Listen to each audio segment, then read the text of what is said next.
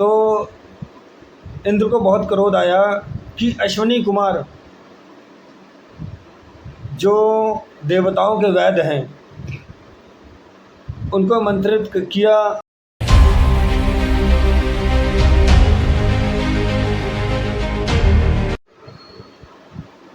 नमस्कार, मैं आचार्य परमेश्वर तिवारी श्री रामदास आयुर्वेदा सेवा संस्थान में आपका हार्दिक स्वागत करता हूं। और आज मैं आपको बताने जा रहा हूं उन ऋषि मुनियों के बारे में जो युगों युगों से तपस्या करते आए हैं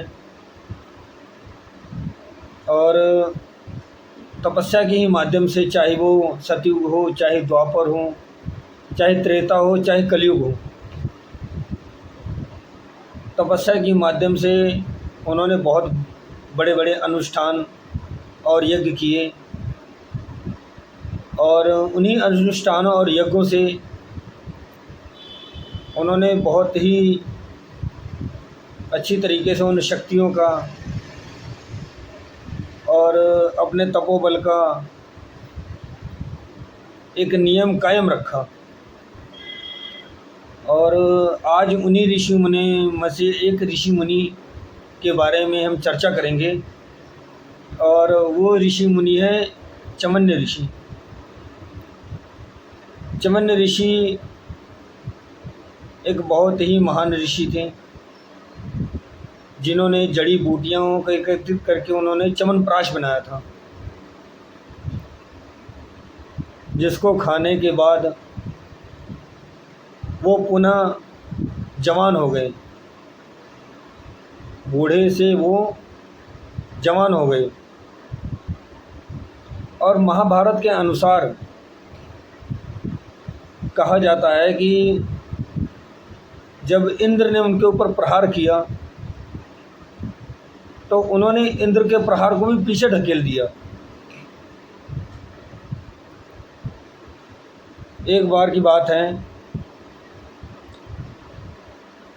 चमन्य ऋषि ढोसी पहाड़ी पर बैठे थे तप करने के लिए, और उनको तप करते करते 1000 वर्ष बीत गए। वो तप में इतने लीन हो गए कि उनके शरीर पे दीमक लगने लग गए। दीमक लगते लगते लता पत्र से भी उनका शरीर ढक गया। लता पत्र से भी उनका शरीर ढक गया। और उन्हीं दिनों की बात है, एक राजा शरीयत अपनी 4000 रानियों के साथ वो जंगल में भ्रमण करने आई और उनकी एकमात्र पुत्री सुकन्या भी उनके साथ में आई। और वो अपनी सहेलियों के साथ जंगल में घूमने लगी। तो उसने क्या देखा कि लता पत्र से ढके हुए 2 छिद्र देखे उन्होंने। सुकन्या ने 2 छिद्र देखे तो उन्होंने क्या किया, एक डंडा उठाया और उनकी आंखों में धंसा दिया। उनकी आंखों में धंसाने से ऋषि मुनि को बहुत पीड़ा हुई और उनकी आंखों से रुद्र निकलने लगा। जब उनकी आंखों से रुद्र निकलने लगा तो ऋषि मुनि की तपस्या भंग हो गई। जब ऋषि मुनि की तपस्या भंग हो गई तो उन्होंने क्रोधवश श्राप दिया कि राजा के पूरे सैनिकों का मलमूत्र तत्काल ही रुक जाए। जब ऐसा श्राप दिया तो राजा को जब इस बात का पता चला तो बेचारे वो बहुत भयभीत हुए। तो उन्होंने सबको बुलाया और पूछा कि क्या किसी ने च्यवन ऋषि को परेशान तो नहीं किया। तब उनकी पुत्री सुकन्या ने कहा कि पिताजी, मैंने ही उनकी आंखों में एक लकड़ी से थोड़ा सा मतलब दबा दिया था। तो शरीयत राजा जो थे वो च्यवन ऋषि से माफ़ी मांगने गए। तो ऋषि मुनि ने कहा कि हे राजन, आपकी कन्या ने बहुत ही बड़ा अपराध किया है। अगर आप चाहते हो कि ये अपराध क्षमा हो जाए तो आप अपनी कन्या का विवाह मुझसे करवा दीजिए। तो राजा ने ऐसा ही किया। उन्होंने अपनी कन्या का विवाह तत्काल ही ऋषि जी से करवा दिया, च्यवन ऋषि जी से। सुकन्या बहुत ही प्रतिव्रता थी।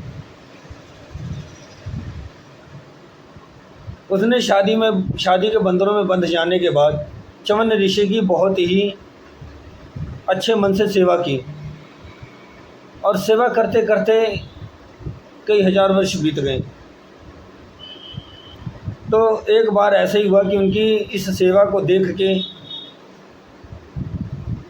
जो देवताओं के जो वैद्य थे, अश्वनी कुमार, वो पृथ्वी पर आए और सुकन्या के इस प्रतिव्रता धर्म को देखकर वो बहुत प्रसन्न हुए और उनके घर पे आई। उनके घर पे आने के बाद तब सुकन्या ने उनका बहुत अच्छे तरह से स्वागत किया, उनको खिलाया पिलाया। अश्वनी कुमार बोले कि हे पुत्री, हम तुम्हारी सेवा से बहुत खुश हैं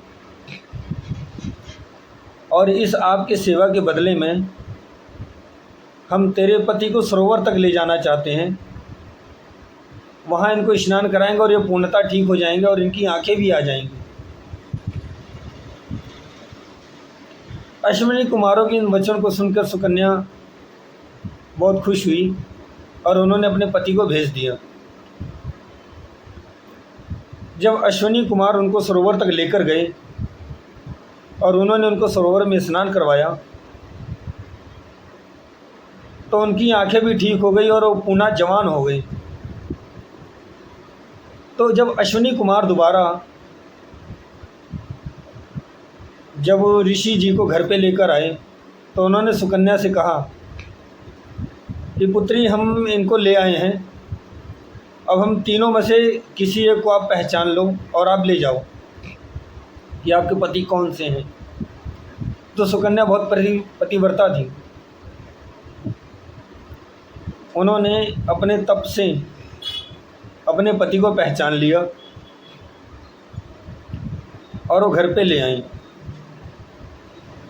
और इस पतिव्रता को देख के अश्विनी कुमार बहुत खुश हुए। तो जब उनकी आंखें आई और उनका यौवन लौट आया तो इस बात का पता जब राजा शय्यद को लगा तो बहुत खुश हुए और वो च्यवन ऋषि के पास आए और उन्होंने एक यज्ञ कराने का न्योता दिया। जब उन्होंने एक यज्ञ कराने का न्योता दिया तो उसमें अश्विनी कुमार को भी निमंत्रण किया गया। जो अश्विनी कुमार को जब निमंत्रण उसमें दिया गया तो यज्ञ शुरू हुआ। उसके बाद जब राजा शय्यद च्यवन ऋषि से यज्ञ की जब दीक्षा ले रहे थे उसी समय इस बात का पता इंद्र को चला। तो इंद्र को बहुत क्रोध आया कि अश्विनी कुमार जो देवताओं के वैद्य हैं उनको मंत्रित किया और मुझे मंत्रित नहीं किया गया। इस बात के क्रोधवश इंद्र ने जब उस यज्ञ को ध्वंस करने के लिए उन पर अपना प्रहार किया तो च्यवन्य ऋषि ने अपने तप से एक राक्षस पैदा किए और वो राक्षस इंद्र के पीछे दौड़ पड़ा।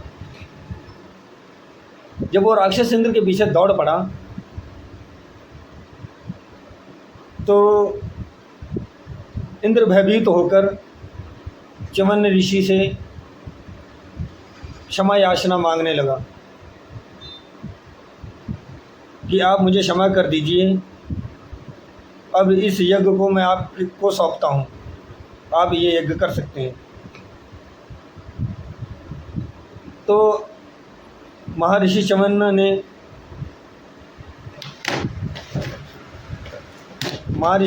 ने उस राक्षस को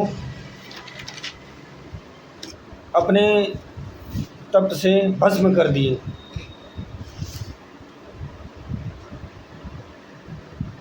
और उस राक्षस को भस्म करके उन्होंने इंद्र को कष्ट से मुक्त कर दिया। तो ये थी वो च्यवन्य ऋषि की कहानी जिन्होंने खुद च्यवनप्राश अपने हाथों से तैयार किया था और आज भी उस च्यवनप्राश का सेवन हम आपको करने को कहते हैं कि अगर आप नियमित उस च्यवनप्राश का सेवन करते हैं तो आप भी ऋषि मुनियों की तरह तप तो नहीं कर सकते आप, लेकिन आप अपनी सेहत का ख्याल बहुत अच्छी तरीके से रख सकते हैं।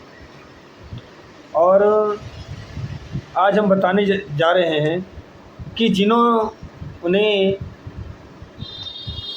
वो महर्षि ने जहाँ तप किए थे वो मंदिर आज भी महाराष्ट्र के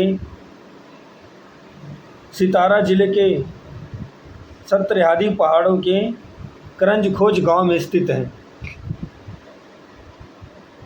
और बहुत ही बड़ी संख्या में लोग वहां जाते हैं और उस महान ऋषि के दर्शन करते हैं।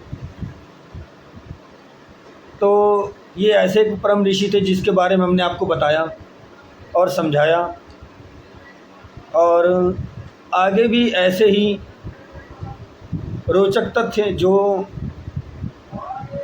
बहुत ही महत्वपूर्ण होते हैं, जो हमारे आयुर्वेदा से जुड़ते हैं और जो आयुर्वेदा की गहराइयों में रहते हैं, इनके बारे में आपको बताते रहेंगे, आपको समझाते रहेंगे। आप हमारी वीडियो को देखते रहिए। हमारा नीचे कमेंट बॉक्स में नंबर रहता है, आप नंबर के माध्यम से हमसे आप कुछ भी पूछ भी सकते हैं और कोई भी दिक्कत बता भी सकते हैं। तो आज के लिए इतना ही। जय श्री राम।